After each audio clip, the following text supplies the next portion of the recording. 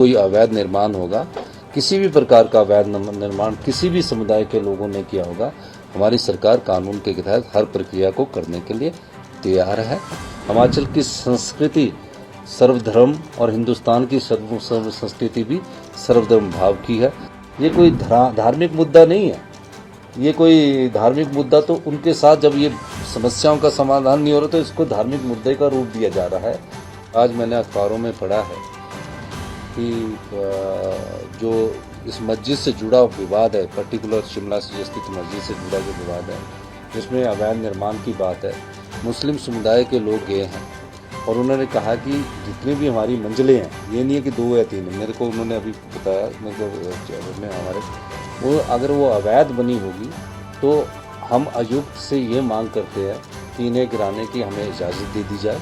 तो वो कानूनी प्रक्रिया की, क्योंकि कोर्ट में वो केस लगा है और जो भी कहीं भी कोई अवैध निर्माण होगा, किसी भी प्रकार का अवैध निर्माण किसी भी समुदाय के लोगों ने किया होगा, हमारी सरकार कानून के तहत हर प्रक्रिया को करने के लिए तैयार है और उसमें कोई दो राय नहीं है। और पर सभी धर्मों का हिमाचल प्रदेश में सम्मान है।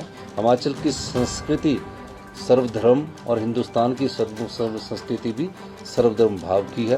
किसी धर्म की भावनाओं को ठेस पहुंचाने का दायित्व किसी समुदाय को भी नहीं है, ना सरकारों को है, ना किसी राजनीतिक दल को है। हम सब लोग मिलकर हिमाचल में जो सौहार्द का वातावरण है उसको बनाए रखने के लिए संकल्प है।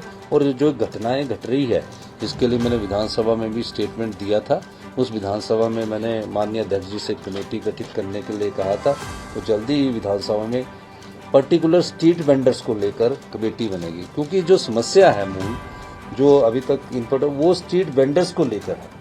वो है स्ट्रीट वेंडर्स के है कि बाहर से लोग आ रहे हैं, उसमें जो लोकल लोग हैं वो अपनी शॉप्स के आगे बैठने के लिए जगह देते हैं और कई जगह जो लोग बाहर से आते हैं चलने की जगह नहीं रहती, आम पब्लिक को थोड़ी सी समस्या रहती है। ये कोई धार्मिक मुद्दा नहीं है। ये कोई धार्मिक मुद्दा तो उनके साथ जब ये समस्याओं का समाधान नहीं हो रहा तो इसको धार्मिक मुद्दे का रूप दिया जा रहा है, लेकिन धार्मिक मुद्दा नहीं है।